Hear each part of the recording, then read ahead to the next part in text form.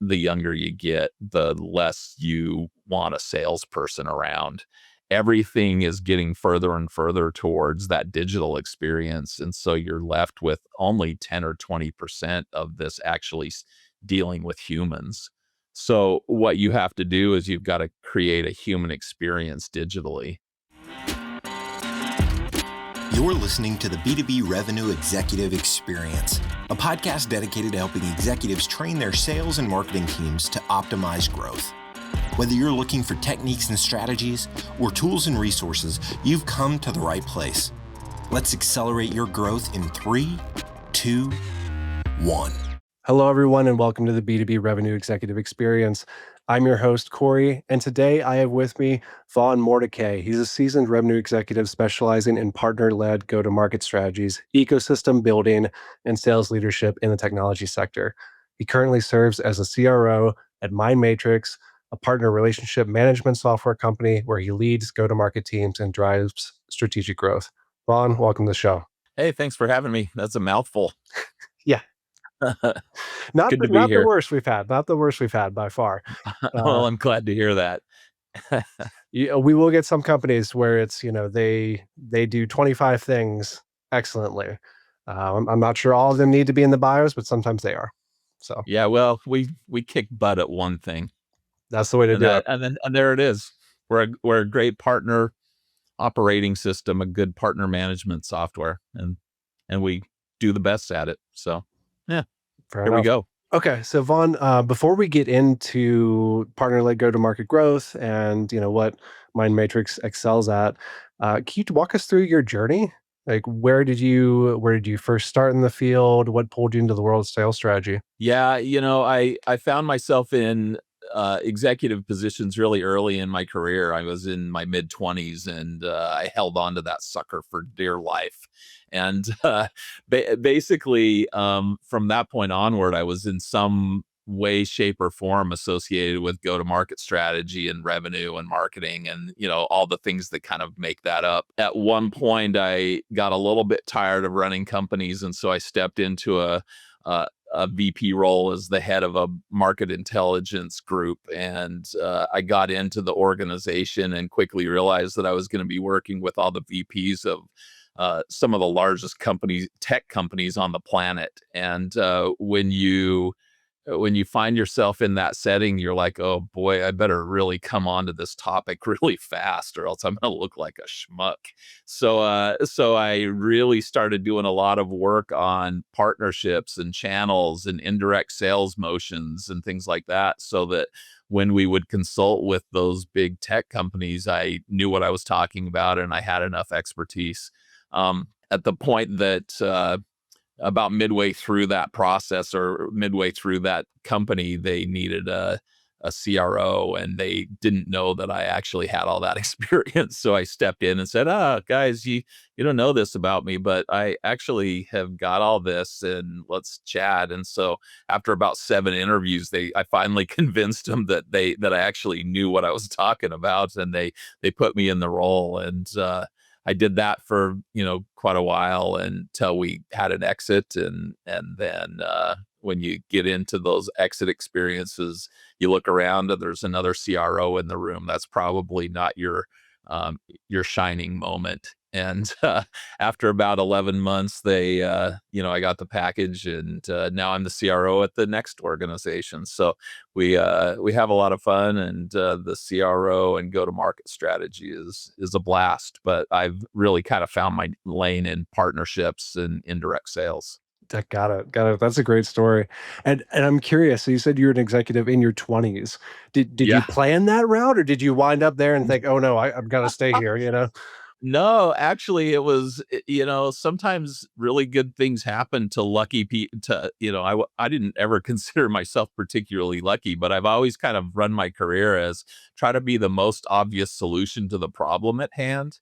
And if that happens, then you have better opportunities than if you're just kind of someone that doesn't do that. And I was in with a client with the CEO of a company that I was in, and he just started talking nonsense. And they started calling him out in the middle of this meeting, and he was, and the more he talked, the more friction entered into the room. And I was at the time I was just a project manager, and I stepped in and saved this guy's bacon in a really public setting. And when we dropped him off at the airport, he goes, "Boy, I really appreciate that. And by the way, here's a raise." And then about a month later, he goes, "I think I'm going to make you my VP." So, so, and then I just held on to that sucker for dear life for the rest of my career. That But I yeah, wow. it doesn't Wow. happen very often. But holy cow, when you're in an organization and you manage to bail the CEO out, then it's you know, good things can happen in that setting. Yeah. Yeah, I mean, well done, and I gotta give some credit to him too, because I think a lot of CEOs might look the other way, or there'd be a little bit of embarrassment, but he obviously saw like, "Well, hey, like, I screwed that up, but this guy saved Yeah. me," so, yeah. Yeah, it was pretty funny. I spent the rest of my 20s and about the first half of my 30s trying to make sure that people realized that I just actually wasn't some young kid in the room that didn't know what the heck he was talking about. But you learn fast when you're forced to. That's true. Yep. Yeah. That's very true. All right. So getting back to partner-led go-to-market growth, like your sweet spot, set the stage for us because I think a lot of people, they think of partner-led growth and it always seems like it's an afterthought, right? Like, oh, if we have an opportunity where we find out, that you're in it too, maybe we'll work it together, that kind of thing. But it rarely seems strategic. So what does that word actually mean to you? Yeah, that's a good question because I believe partner led and partner revenue or partner led growth is an afterthought for most organizations. When you look at the top companies in the B2B space, particularly like tech and manufacturing and some of these things, a lot of those large organizations are almost 100% partner led. Okay. You Wow. look at like uh HP, Dell, Lenovo, SAP, these organizations are going to market with partners almost every time. And you start to dig into why are they doing that? Well, there's some really strong metrics that actually contribute to why that actually makes sense. Their deal sizes are larger, their times to close are shorter, they're in deals that they wouldn't have been in otherwise, and their win rates are better. Now you start to think about, well, why would that be the case? Well, big organizations like that don't know your business as well as the guy down the street from you. And if the guy down the street from you has all of the access and all of the support from a gigantic enterprise organization without all the barriers that you would have, then your customer experience or your experience as the customer of this partner and as the experience of the customer of one of these big companies is actually better than it ever would be. So you start to see accelerated growth when companies double down on that sort of methodology. Now the afterthought part of this is really interesting because the thing that ends up happening is that if you're an organization that hits, I don't know, maybe you're at 5 million, 10 million, and you start to think, okay, how am I going to scale my business past that? I've got 5 or 10 sales guys or people. They've got, we're starting to run out of room. I don't know really how to jump the pond into EMEA. I don't know how to get into Asia. Maybe I should start a partner program. So then they start these partner programs that actually stumble and they don't do particularly well, but at least it's their first foray into it. The big thing to do there is not to get so frustrated and not to think that actually that it's going to be successful for you in the first 3 months. It's a long standing process that takes about 3 years to really get into place. But if you can hang on to it and actually have the patience to see the thing out, a lot of times it can grow your revenue from 40 to 60% incremental that you wouldn't have had access to anyway. Wow, that's incredible. So that's already halfway answered my next question, which was going to be, how does this differ from traditional motions? Or if I want to break into a new market, like you said, like it's not going to be a 3-month thing, it's going to be a 3-year thing. So what are some of the other key differences that revenue leaders should know upfront when they're investigating this motion? Yeah, don't assign it to the 13-year-old son of your CEO. I mean that Great the advice. thing Great advice. the thing that happens a lot of times is they'll hire some really junior person or promote someone that seems smart that has never had any experience in this whatsoever. And then they stumble around for about 8 months or a year, and about the year mark, they're like, "We don't have any revenue from those partners. I'm gonna axe this because I think it's stupid." And then the next time someone asks them about partnerships, they're like, "Well, we tried partnerships. It didn't work for our business." Well, what you tried was your 13-year-old son. You know, it's but it becomes you've got to be really systematic and strategic about the way that you go about it. And if you're not doing that, then it's going to fall flat. And these partners that you work with, oftentimes, particularly like in tech and some of the other industries, they might have 6 or 8 or 10, 15 other partners. And if you're hard to work with and those other companies aren't, then they're going to go to those other companies that make them money instead of to you. And so you've got to be easy to work with. The value proposition's got to be there, and the business proposition to them as a business has got to be there. And if it is, then they'll endorse it. But having the best product in whatever category is not sufficient to being a good partner. It's just a starting Yeah. point. I mean, that makes a lot of sense. And there's a light bulb going off in my head now because I'm thinking that, companies I've worked with in the past and companies that I've heard clients are working with and with their go-to-market motions and their partners in that, there seems to be a lot of turnover of the person leading these initiatives, right around that year mark. Even companies where you look at them, you're like, oh, they got their stuff together though, from the outside. But Yeah. still, it's that partner-led aspect that, year and a half, you're emailing someone, then there's a new person in the role, and it seems to start over at zero. Yep. Why is that? Yeah, that actually happens. There's from a career standpoint, partnerships is really when you start to understand what it's about, it's pretty attractive, okay? Because it's based on a principle that a lot of folks really value. It's trust and relationship building. And who doesn't want to trust the people that they work with, have relationships with the people that they work with, and enjoy who they work with every single day of their lives? So when you look at that, how that plays itself out, people kind of step into those roles. They spend especially in the smaller organizations, they spend a good year and a half kind of finding their feet, and then they end up with these big roles in bigger organizations. And so you kind of see this transition happen. And there's a lot. There are a lot of partnership people, even though it's kind of a small industry, and they're always looking for someone that can make a difference in their business. And so there's quite a bit of promotion that goes on within the industry, in that industry itself. And so people have a lot of upward trajectory. Okay, yeah, that's good to know. Okay, mark of success. I always think, oh, what Yeah. happened there? But yeah, they're going up in greener Yeah. pastures. And it's interesting because partnerships is kind of finding its day, really.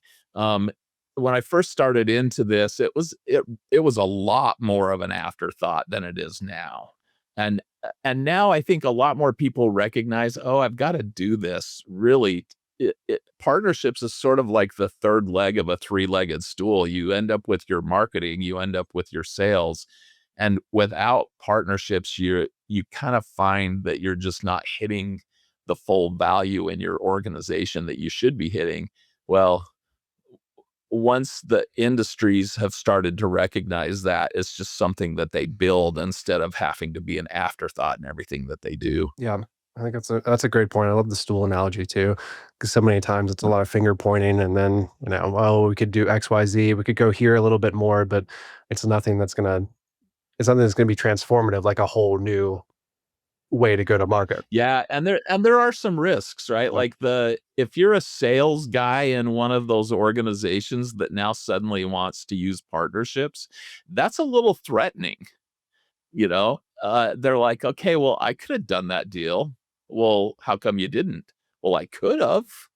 You should have given me that lead, you know? I could have done that as well." Well, technically speaking, you probably couldn't have. I see why you would think that or why you'd say that. And the risk is actually that your CRO and your CFO have a tendency to support that view, because partnerships feels like an overinvestment sometimes if you're not careful about it, or if you don't have the right metrics to understand the value that it's playing in. Because really the best way to go about it is to make sure that your salespeople are compensated when the partners bring things over the line, right? So that it takes away the friction between your salespeople and the partners, and allows your salespeople to support that partner motion in a way that is incremental to their bottom line, so that they're being brought deals that they wouldn't have actually had access to, and it's okay to recognize that the partner brought it in, Hmm. I you know? love that. That makes a whole lot of sense on the rep level, right? Let's remove the Mhm. threat.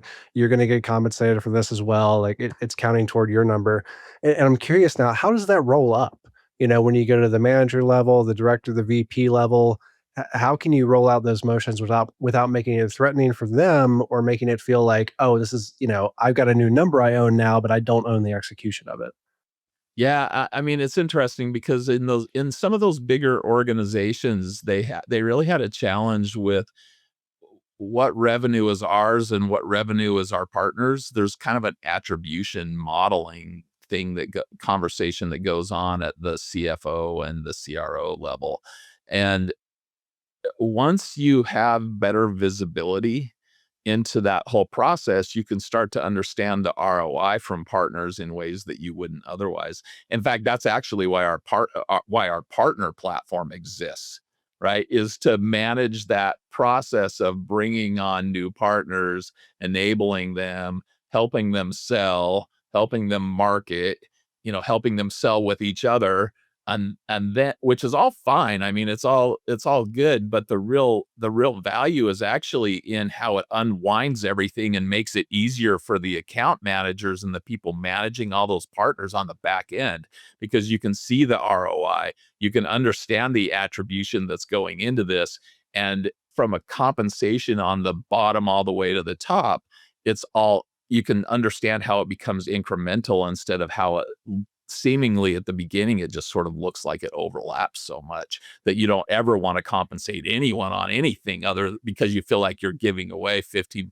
or 30% to your partner, when really the reality of it is that because your deal sizes are larger and you win more deals and they're in areas that you wouldn't have had access to in the first place, it's all incremental, but you've got to figure out how to support those motions. That hits for me. The value proposition became immediately clear in one sentence because when you said the word attribution, myself, along with every other VP of marketing, CMO out there, the heart starts fluttering, right?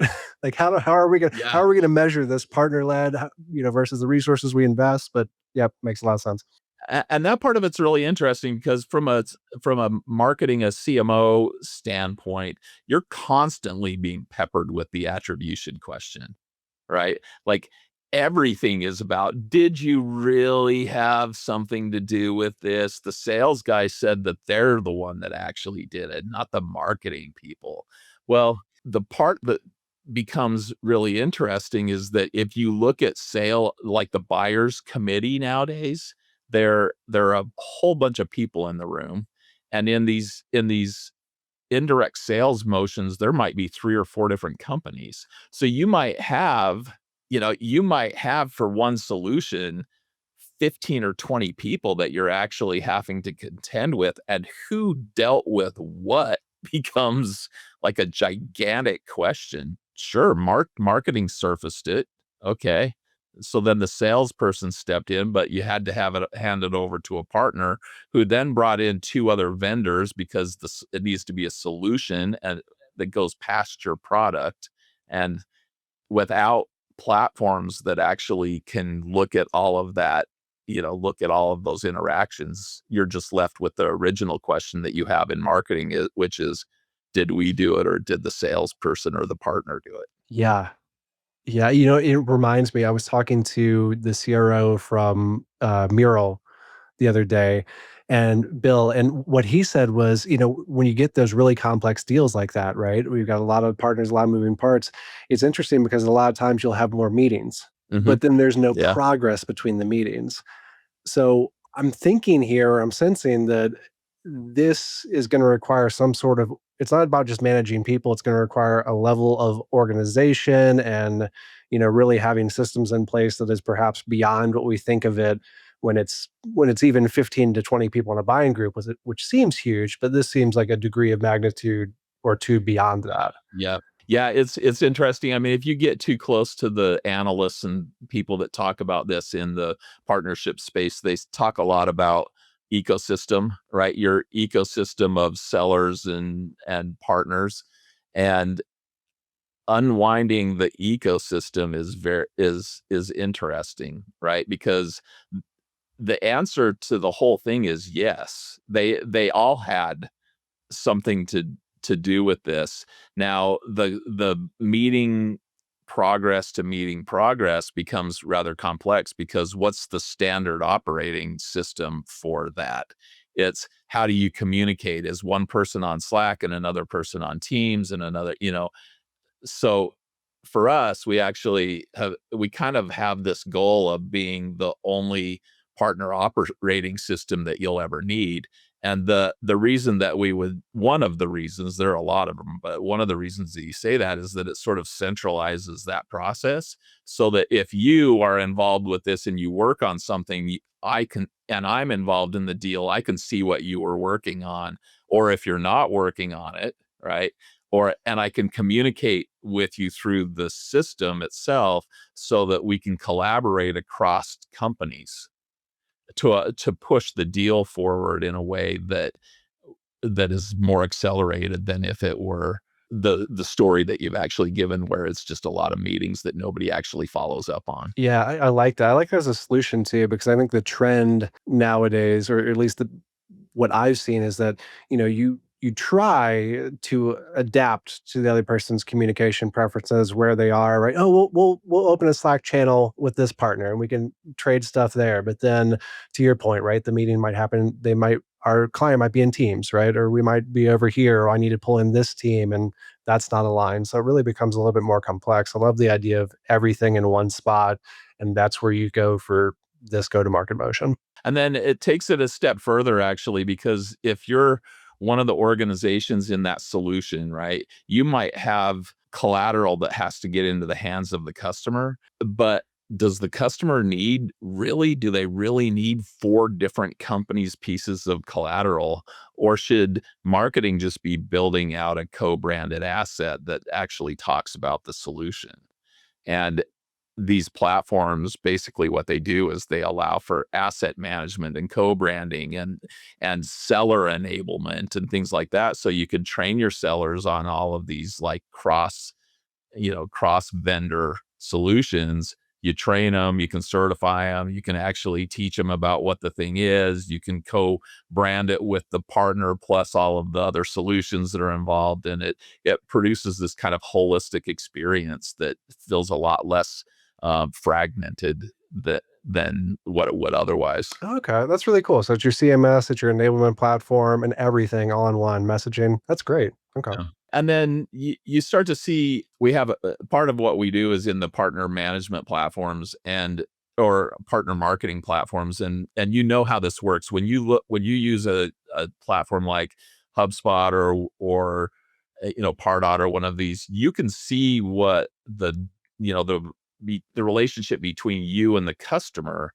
But what if there's a hop between that? Like, if you're the vendor and you've got a partner and then you've got a customer, you lose visibility of that, which is why the attribution becomes so hard.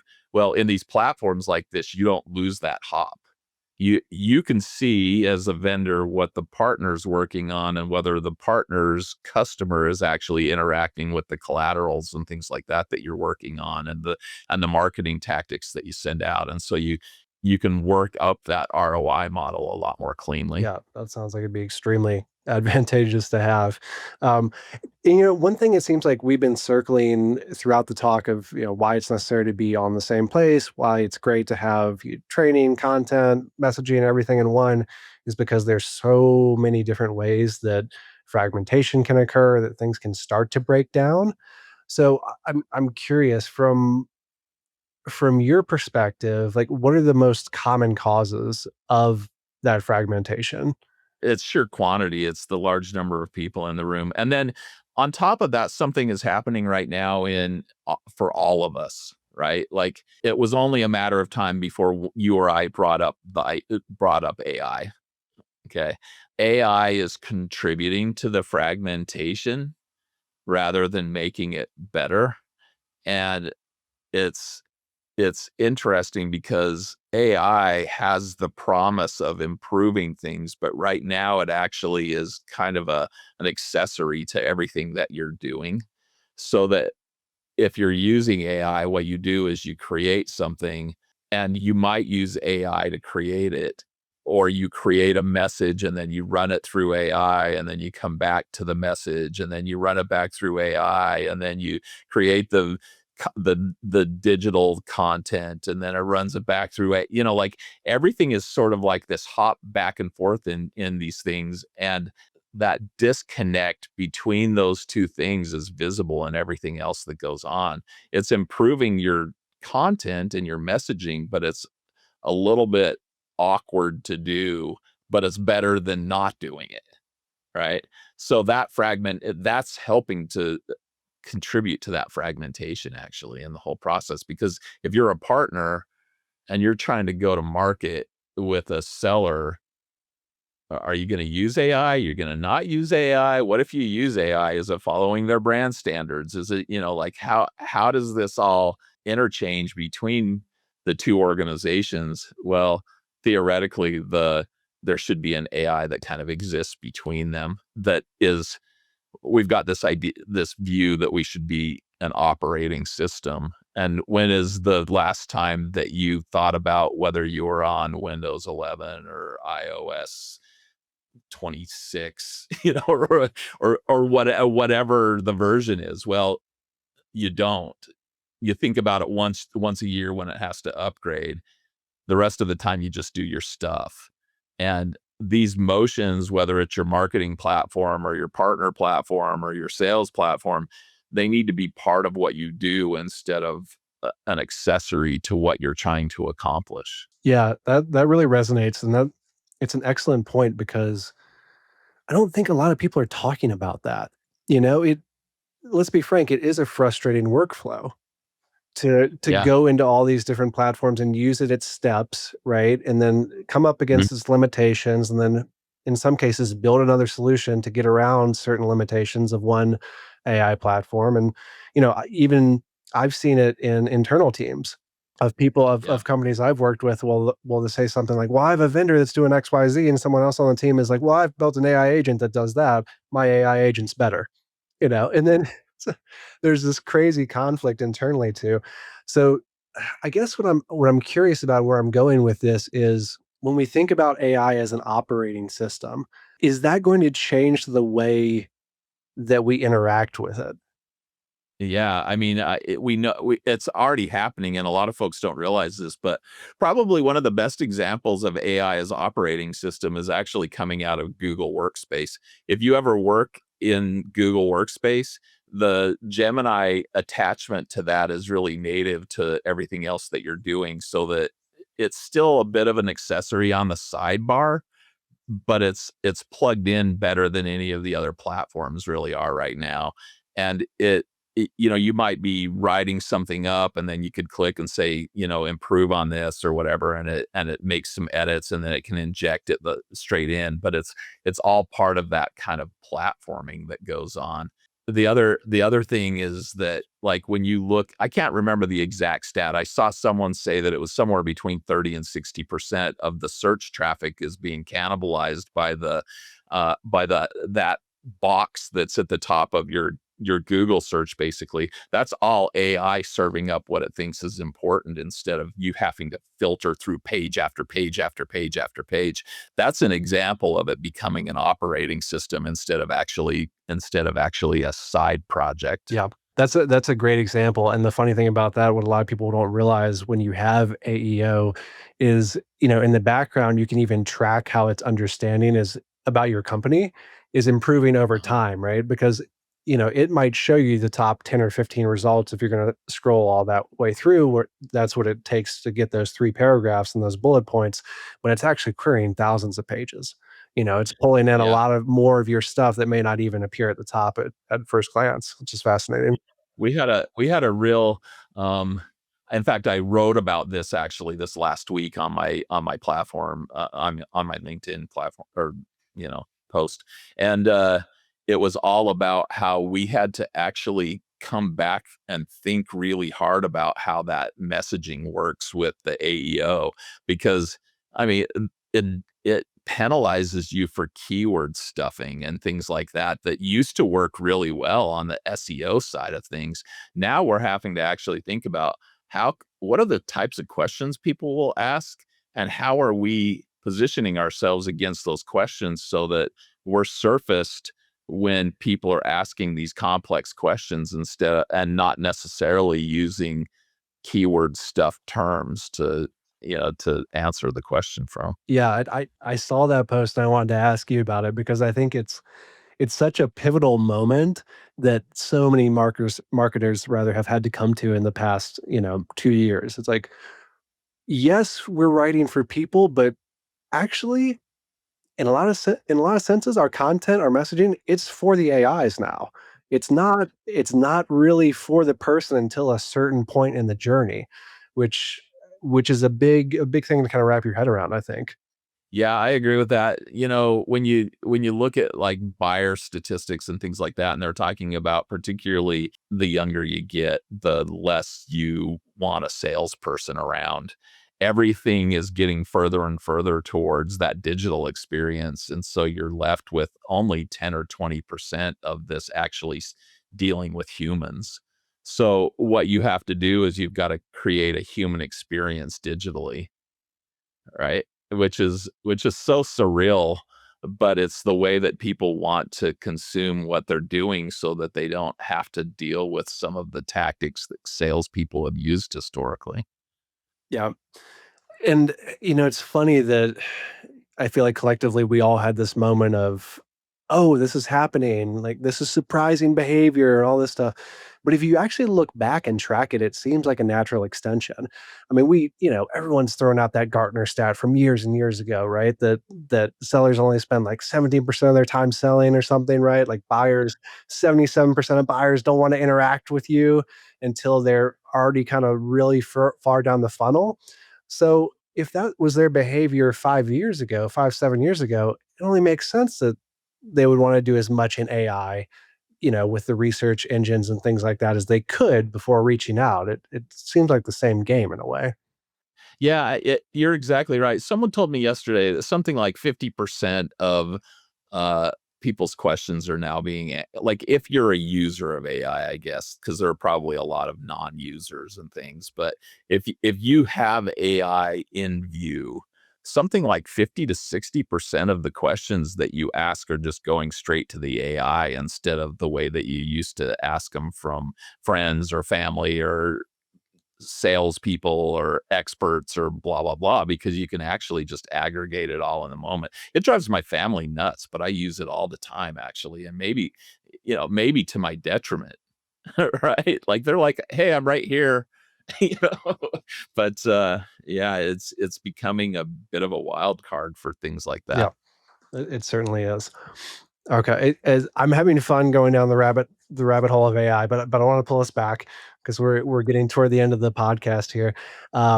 So Vaughn, if you had to give, like, one piece of advice to CROs that are really intrigued by partner-led go-to-market motion. Maybe it's their first time rolling it out. They're facing a lot of pressure. What would it be and why? What would you say to them? The first thing I'd say is that if you're considering it and you haven't done it, do it. If you've thought about it and you haven't done it, do it. If it's even the wildest hair in your brain that it might work for your organization, you need to do it. Now, the advice, I guess, is that it takes longer than you oftentimes want. When I talk to CROs about why this doesn't get done, a large part of that has to do with that the average CRO is only in their role from about 18 months. When you look at the fact that it takes 2 to 3 years to get this really optimized, now you'll start to see revenue at the 2-year mark or even in the 1-year mark, right? But for it to really be optimized, it takes 3 years. And if the CRO is only in role for 18 months, then they're not going to spend their time on it. It becomes on the CEO and the CFO to actually say, no, I insist. And we've got to get this thing right. And if the CRO is going to be there longer than that 18 months, they will benefit from it greatly. Fair enough. Excellent advice. Okay. And as we come toward the end of the podcast, there are 2 questions that we ask every guest. The first is, we're recording this in early 2026. Fast forward 5 years out. What's a big shift that you see coming for the partner go-to-market ecosystem strategy that not a lot of people are talking about right now? Yeah, it's that AI changes the game on this, and I hate to bring it back to that kind of, but partners don't want to log into platforms, they want to sell. And back to that comment around operating system, I actually think that within the next 5 years, the way that we manage partnerships and the way that we go to market through partners is more workflow related and less platform related. You may see an end to the platform and replaced by agents that just help people do the things that they need to do, That's fascinating. which accelerates the ability to sell through partners because some of the promises of AI and things like this are better localization. If I need that thing in Mandarin, it just puts it in Mandarin. Okay. Partners in China now can do the things they need to do through your organization that they didn't have access to before. The same happens now in Korea and Portugal, and all these different regions around the world become enabled. You can enable them in your normal workflow for them to operate in their normal workflow, which allows you to accelerate your revenue at a faster clip through partnerships than it ever would have been accelerated through direct sellers in your country. I love that. Yeah, enablement within the workflows, and also enablement for the partners within their workflows without having to go to a platform and see what do they need, what do I need next. It's prompting and it just happens in the flow of work. Yeah, that's great. Yeah. Okay, final question here for you. Vaughn, looking back on your own career, if you could go back 5, 10, 15, 20 years, you know, what would be the one piece of advice you would give your younger self, career advice? I would have gotten into partnerships faster than I did. When I look back at my career, there were moments where I was in PE companies and working on alliances and things like that. And back in those days, we didn't really talk about it like that. And I was doing some of this stuff, but I wasn't doing it formally. And if I would have realized what the impact of that could be, it could have been a game changer in some of the areas where I struggled a little bit as a leader and wanted more, but didn't really know how to produce more from the situation that I was in. Yep. Excellent advice. All right. Well, Vaughn, thank you so much. This was a lot of fun. If people want to learn more about you, more about MyMatrix, where should they go? Mindmatrix.net on the platform. That's our website. On me personally, just connect with me on LinkedIn. I enjoy talking to people on LinkedIn, and I try to contribute to the community, and I try not to be an overtly salesy person there. So connect with me, and I promise I won't just try to dump MindMatrix on you immediately. On behalf of the LinkedIn community, we thank you. We thank you. I feel the same way. All right. Well, thanks again for joining us. It's been a great episode. Hey, thanks. Love to be here. Appreciate it. You've been listening to the B2B Revenue Executive Experience. To ensure that you never miss an episode, subscribe to the show in iTunes or your favorite podcast player. Thank you so much for listening. Until next time.